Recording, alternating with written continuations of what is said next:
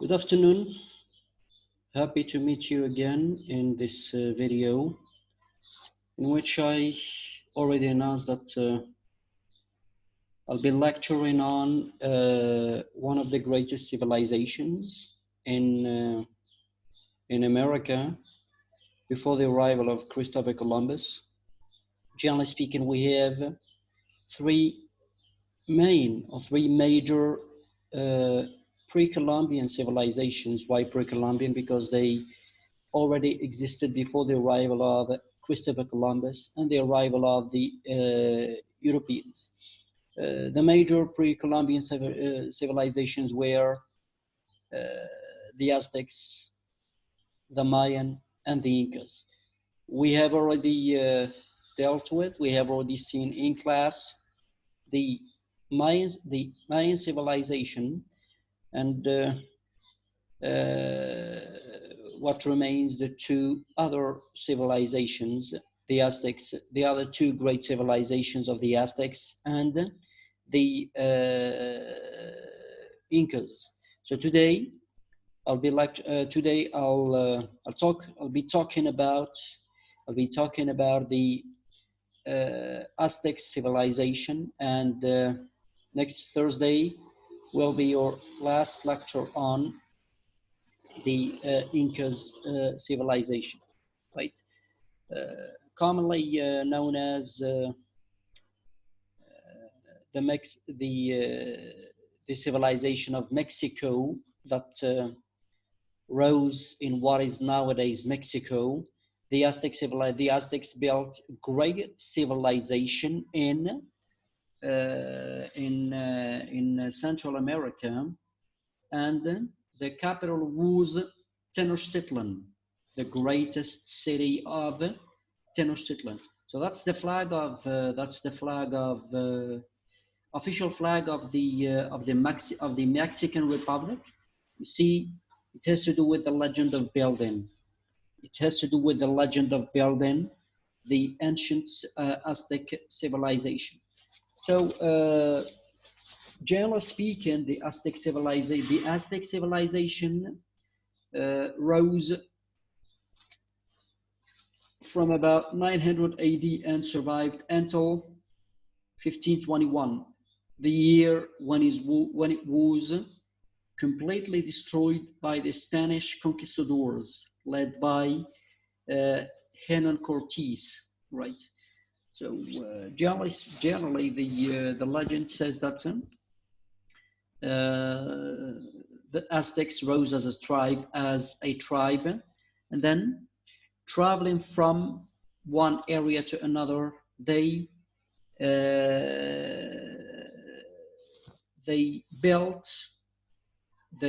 arrived into a lake commonly known as Texcoco, and there they built their ancient civilization. They built their ancient civilization of the Aztecs. So on that lake, they chose the city of Tenochtitlan to be their capital city.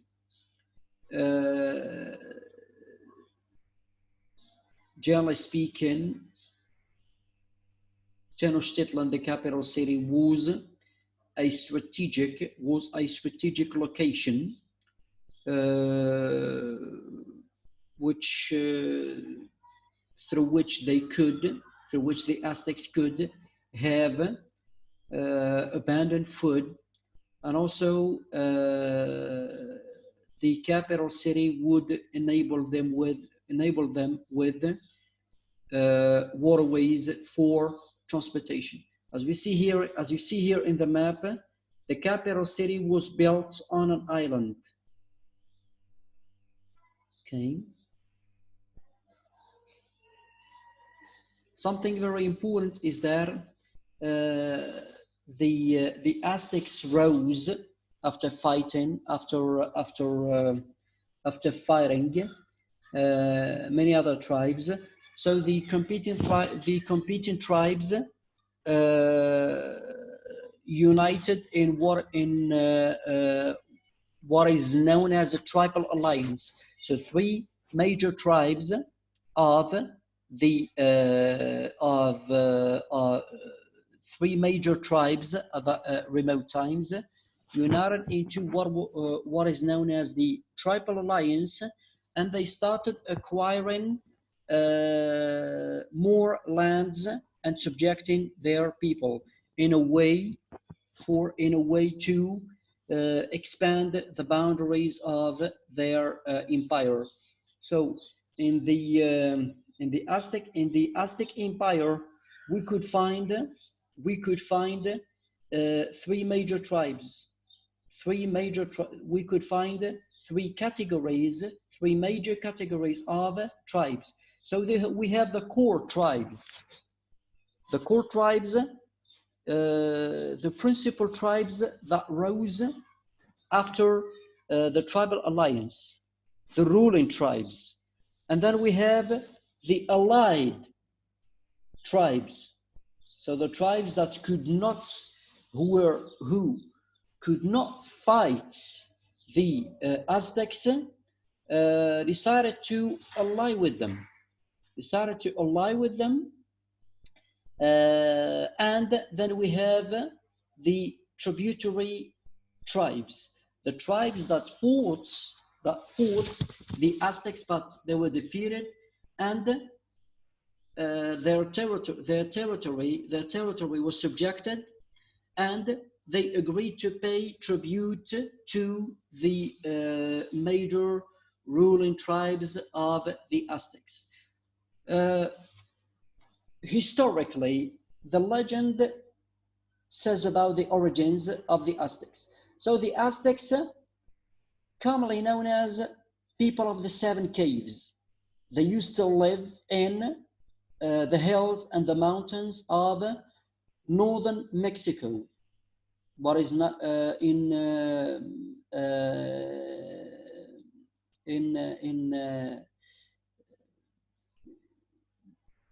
that's why they were, as I said, that's why they were called people of the seven caves. So the name the Aztecs was originally taken from a city or a place in which they lived, from Aztlan. So Aztlan was an island in the middle of a lake in which they lived. So they journeyed from the seven caves, from their original hills and mountains, until they reached Aztlan. The Aztecs carried with them their god whenever they journeyed or whenever they traveled. And their god they used to communicate with, I mean the priests, they used to communicate with, and he ordered them to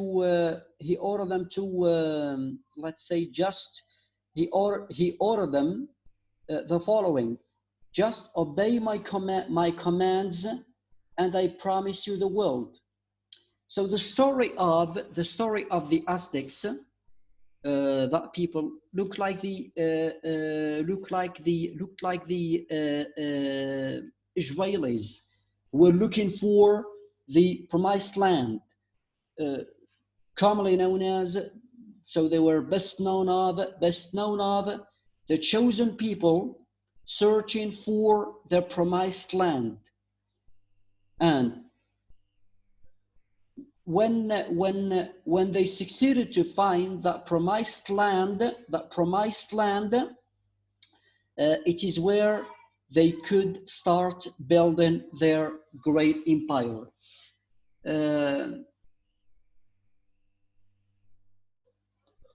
Another thing very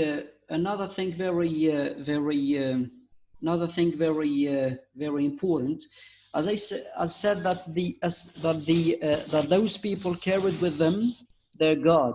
So their god, or the god of commonly known as the god of the sun, was Telo Westello Postelli. Westello Postelli was, let's say, the god of the son of the Aztecs. When they were when they journeyed at that remote times, the god spoke to them as follows: you must leave Astalan, you must migrate to the south, and you must obey my command, and I promise you this great destiny. I promise you the world. So in Astalan was not the promised land. So he ordered them to travel looking for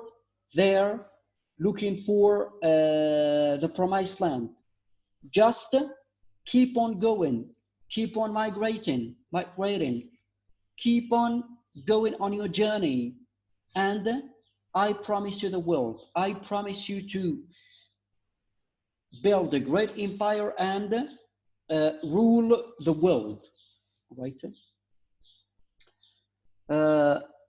And the something else very important about the legend.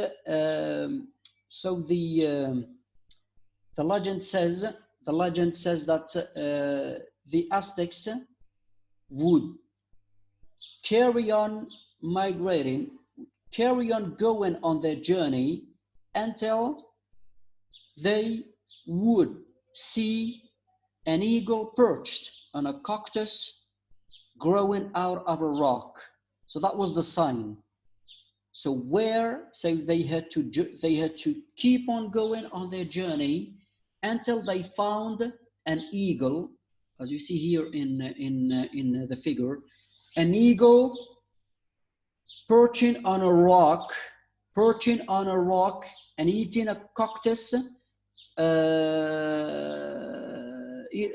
Eating a snake on a cactus, right? And successfully they saw they found the place, and on they found the original place where they could build their great empire. This is the first part. All right, this is the first part of the legend. The second part of the legend, of that legend or that ancient prophecy, says that after building that great empire, an ancient god, commonly known as Quetzal, who was white-skinned and bearded, and who departed Mexico on a raft, would return back and claim his throne. And unfortunately, that human who came to Tenochtitlan was not the god, was not the expected god, but there were the Spanish conquistadors who destroyed the great civilization of the Aztecs. All right. Generally speaking, or historically, the Aztec Empire lasted from 1428 to 1521. So the period existed for 93 years, nearly 100 years, a century. So the population, all right, the population consisted of both farmers and warriors mainly. Warriors, why? Because they relied on, we will see later on, they relied on wars, right, in order to survive. So subjecting other tribes, subjecting other people would enable them to get tributes and taxes in terms of food. So they relied on, their economy basically relied on farming, and paying tributes by the other conquered tribes. This great empire, building this great empire, the Aztecs ruled about 400 to 500 city-states, in which 5 millions of people lived. So how you see how great the empire was. Also, the Spanish conquistadors, when they captured the city, when they captured the capital city of the old Aztec Empire, so they found Tenochtitlan, the largest city in the world. So from the number of inhabitants living, the number of inhabitants living in the capital city Tenochtitlan was larger than the ones living in Rome and in London at the remote times.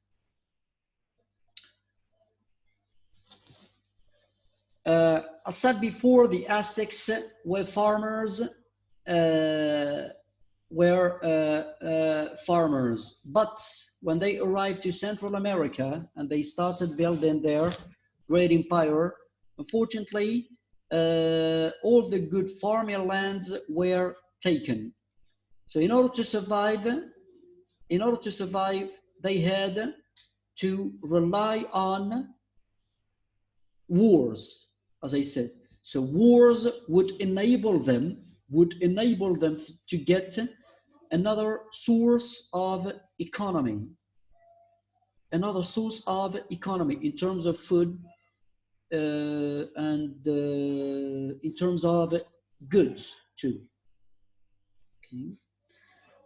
So it was the key factor. It was the key factor to the Aztecs' rise to power. So they relied on wars, and wars enabled them to subject more tribes to the rule, and this would enable them also to expand the boundaries of their empire's territory. Of course, the tributary tribes were obliged to pay tributes, as I said, in terms of goods or in terms of food. So by the early, this made the capital city of the Aztec Empire, Tenochtitlan, the most prosperous city in the world at that remote times. So it contained, or the Aztecs at that remote times controlled a huge network of trade, where markets drew buyers and sellers from all over the Aztec Empire. So this made Tenochtitlan the most prosperous capital city in Mesoamerica and in the world too at that remote times. One of the greatest things the Aztecs did is that the way of building Tenochtitlan. Tenochtitlan was the capital city of the Aztec Empire, and it was built in the middle of a lake. So how to so they were, let's say, genius engineers in making, let's say, in making from waterways good transportation routes, all right? So in order to link Tenochtitlan with other parts of the empire, so what did they do?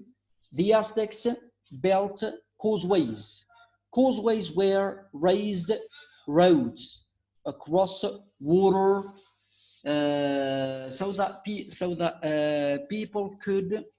and rafts would be able or could be able to access the city. An example, this is so as we see here in the figure, that's raised, all right, that's kind of raised, that's a kind of raised road, causeway, as we see here. It's a kind of raised road above the rivers that would enable people to get into or out of Tenochtitlan, the city state. So it never embarrassed both people traveling on rafts or people going traveling by people going into or out of the capital city Tenochtitlan by land route. All right. Also, they were able to build stone canals so as to bring water into the city. Remember, they also were able to invent a given method of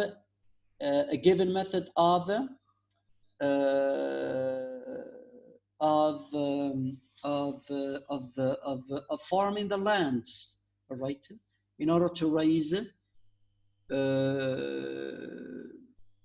such types of food. All right. So in terms of economy, as I said, in terms of economy, the Aztec Empire built the wealth or gained the wealth through agriculture, which comprised to their economy or to the wealth by 50%, trade, which contributed to the economy 20%, and paying tributes. The conquered tribes had to pay tributes, as I said, in terms of goods and a lot of types of foods. So tributes also contributed by 30% to making the overall economy of the Aztec Empire. In terms of agriculture, farming was the basis of the Aztec economy. Since lands were not enough to produce enough food because of the growing population, so they had to make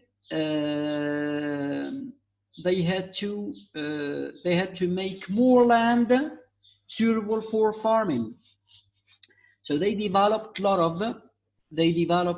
for this reason, they developed a lot of irrigation systems, farming techniques such as farming the hillsides, and also farming terraces, all right, or terraced farming.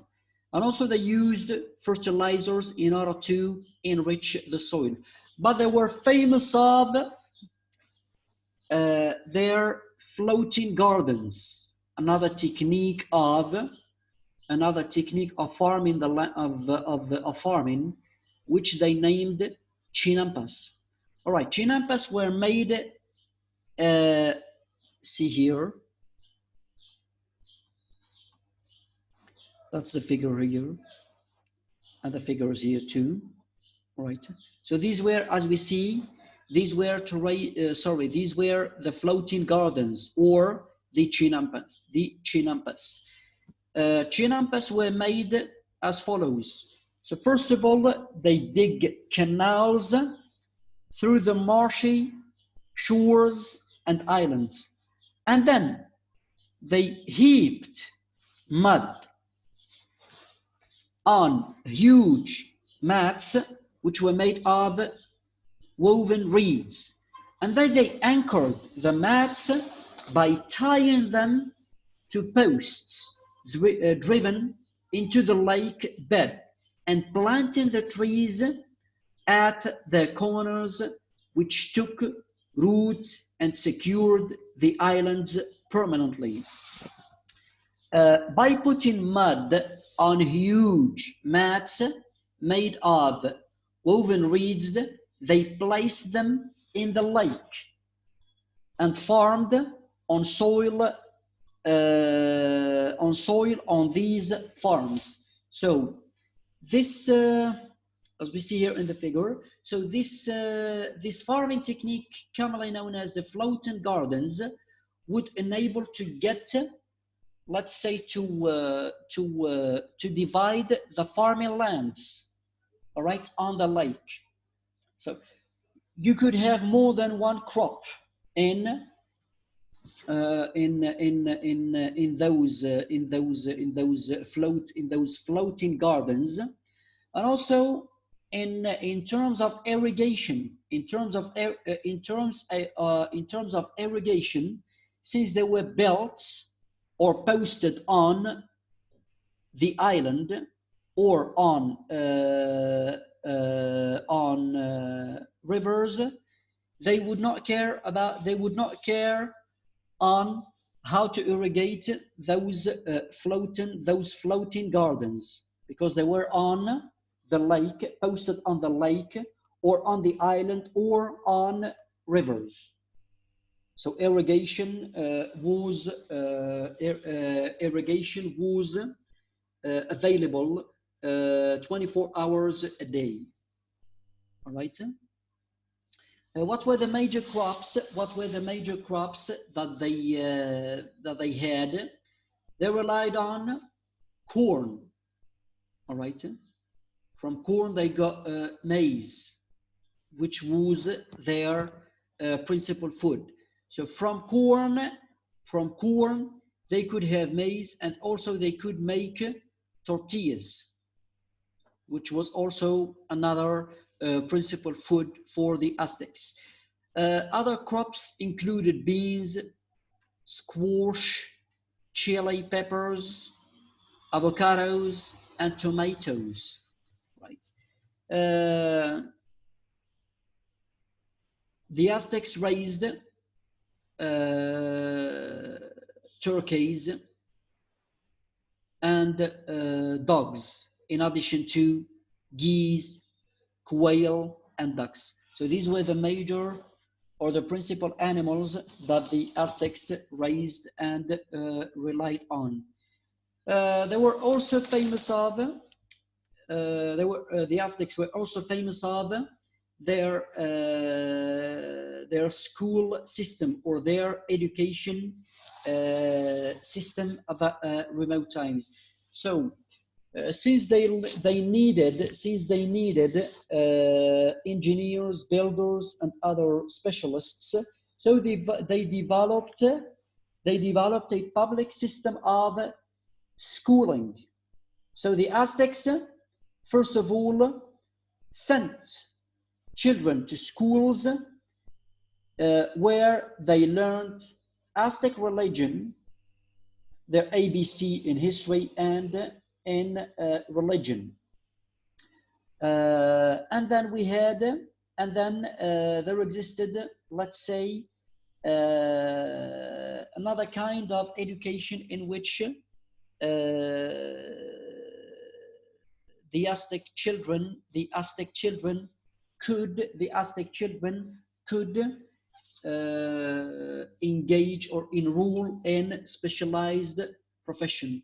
There existed two types of, there existed, well, in relation to social classes, there existed two types of, let's say, schools. Schools for the nobles and the priest's sons, because they were expected to, be future priests and future kings.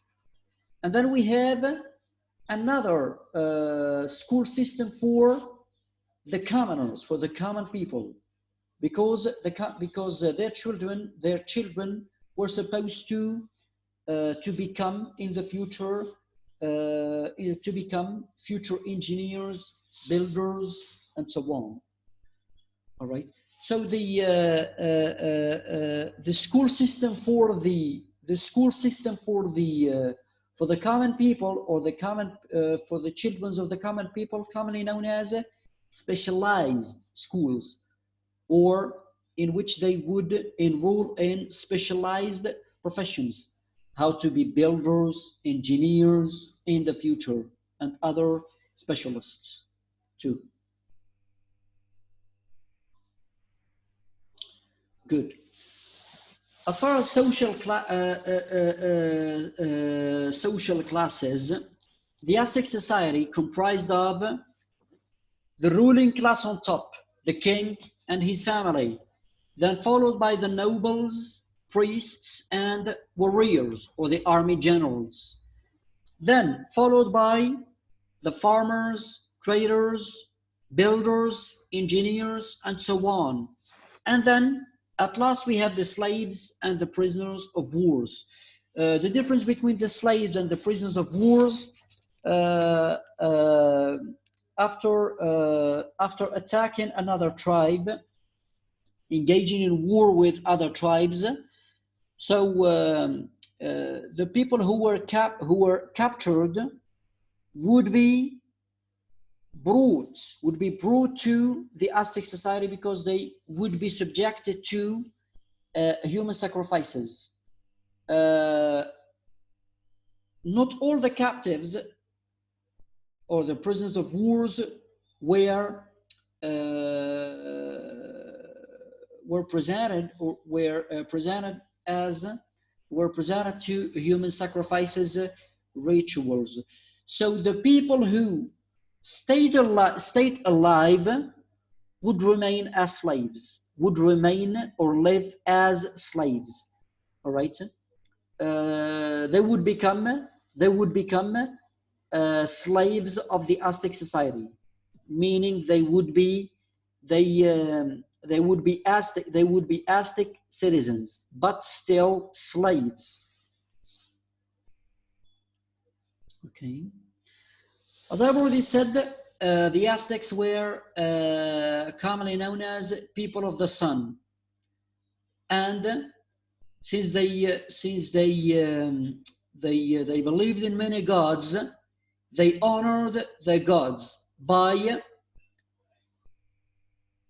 making human sacrifices to keep the gods happy. So that was the ideology. If gods were happy, they would do their jobs successfully. I mean, protecting the Aztec society and making them brave, strong, prosperous, and so on. If not, the gods would be angry. And in order to make the gods happy again, they had to proceed with human sacrifices. We have already seen in the video, or we have already seen in Apocalypto movie, how the human sacrifices took place. How did human sacrifices take place in the Aztec and the Mayan ancient civilizations? So first of all, the victim, all right, the Aztec, or the ritual or the ceremony of the human sacrifices would take place on the temple, on top of the temples. And on the top of the temples, we had the king, we had the priest, and we have the oracle. And also we have the captives, or the prisoners of wars. So they would be, all right, after the ceremony starts with taking the heart of the human, or of the of that victim, so that his heart would be taken out of him and given to the priest to be roasted on fire and then eaten. All right. Of course, they would carry on. They would carry on with human sacrifices until a change is noticed in weather. All right. For example, it was a sunny day, and then it started to, and then the weather changed with clouds and started raining. It's okay. So they would stop because they knew that the gods were happy, the gods were fed, and the gods became happy. And since they became happy, they changed the weather. All right. So this is a figure of. So since they were, as I said, since they were since they believed in many gods, and they believed that human sacrifices was necessary and would feed the gods to make them happy. So it is reported that the Aztecs in the year 1487 killed 84,500 of war prisoners in 4 days successively in or at the Great Pyramid of Tenochtitlan. So for 4 days, human sacrifices was practiced, which resulted in killing of more than 80,000 of war prisoners at the remote times. Okay, so that was the Aztec son of God that they worshipped. War was an important part of the Aztec life. As I've already said, they conquered between 400 and 500 cities in Mexico at that remote times, and they captured more than they captured a lot of captives and prisoners of wars at that remote times. Something else very important is that children used to rule in the army, for 5 years, from 12. So since they were 12, from the year 12 to 17. Children, I mean. So the Aztec children enrolled in the army as an obligation during their national service or the military service, enrolled in the army for 5 years, from the year 12 until they became 17. They were released. Okay. The major achievements made by the Aztecs were commonly noticed in science, art, and language. Among the scientific achievements made by the Aztecs is that they created a calendar that looked like the Mayan calendar, the Mayan one. Excuse me. Also, excuse me. In terms of medicine, they were able to use a lot of plants for medicine. Also, in terms of language and literature, so they were famous of the oral records that they had. So they had a very strong oral tradition that consisted of speeches, riddles, and also histories of bravery of their ancestors and their gods. So when the Spanish conquered the Aztecs, the Aztec Empire, it was thanks to the Spanish conquistadors that all the Aztec literature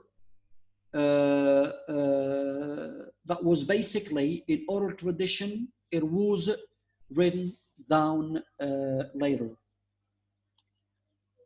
All right, as I've already said, the empire, the Aztec Empire existed for 93 years, and it was in 1521 that the Aztec Empire would fall down because of the arrival of the Spanish conquistadors headed by Hernan Cortés. So Hernan Cortés was supposed to be the god that he traveled earlier or hundreds of years ago, and then he returned back to claim his throne.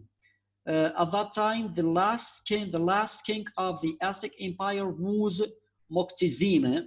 So when Moctezuma, we're gonna see here. So you see here in the figure. You see here in the figure. It was Moctezuma, right? It was Moctezuma who welcomed Hernan Cortés, thinking that or believing that he was the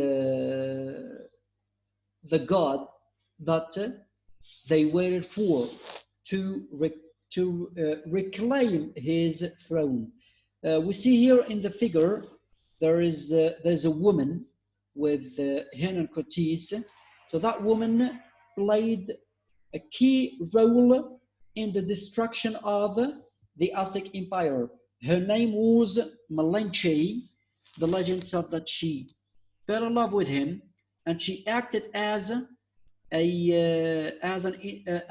intermediate, as a translator, and also an intermediate between Hernan Cortés and the other tribes. All right. Of course, the Spanish conquistadors headed or led by Hernan Cortés arrived on ships in 1519 in order to explore the American or the Central American territory, looking for gold and also looking for ways to promote Catholicism into the newly discovered territories. So when Moctezuma heard of the arrival of Hernan Cortés, he believed that he was the god. He was the god that they waited for. So Moctezuma welcomed him, welcomed Hernan Cortés by giving him a lot of gifts, including gold. And here, Hernan Cortés was tempted, was lured, since he knew that that the territory contained a lot of treasures in terms of gold, in terms of gold and silver. So in Tenochtitlan, the capital city, Cortés took Moctezuma as a prisoner. And here there is a legend, right? There is a legend telling that the Aztec surrounded, that the Aztec warriors surrounded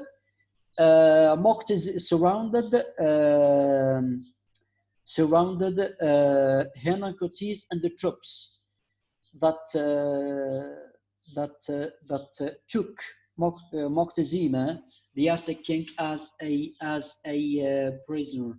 So he asked them to bring more gold in order to release Moctezuma. So they brought gold, But unfortunately, Moctezuma was not released. And then Moctezuma asked him, all right, you asked for gold. We brought you gold. We gave you gold. So what do you want more? So Cortés here answered that we have such an illness in our hearts that can only be cured by having more golds. All right. So this proves that the Spanish conquistadors arrived in order to arrived primarily looking for gold, looking for treasures, looking for fame. Right? And then unfortunately, when the Aztecs surrounded Cortés and his men, Moctezuma was killed, believing that he was a traitor. So he was killed by his citizens. All right. Unfortunately, Cortés could not defeat at that time, the Aztecs, all right, because he was outnumbered. So what did he do? He retreated out of Tenochtitlan and started building alliances. And this is another key factor, all right, another key factor which paved the way for the fall of the Aztec Empire and the great city-state of Tenochtitlan. All right. Remember that the Aztecs used to conquer other tribes' territories and subjecting them. So those tribes made alliances with the Spanish conquistador Hernan Cortés, promising them that he would end the Aztecs' conquer on them, and that's why they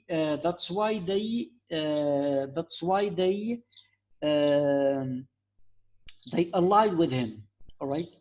Another thing, the weapons brought by the Spaniards had been much better than the ones used by the Aztecs. And also the horses brought by the Spaniards played a very important role in defeating the Aztecs. All right. Because the Aztecs feared, never saw horses in their history. So the horses frightened them. Also, another factor was the location of the city-state of Tenochtitlan.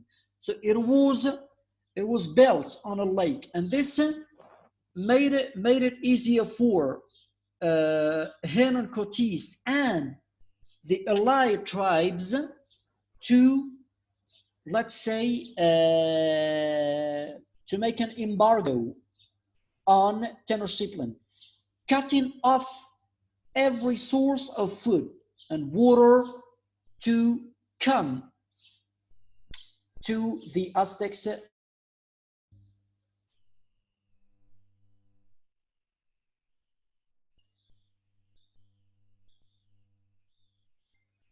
And also another factor which helped defeat the Aztecs was diseases that was brought by the Spaniards with them at that remote time. So they brought smallpox, and smallpox was never seen before as an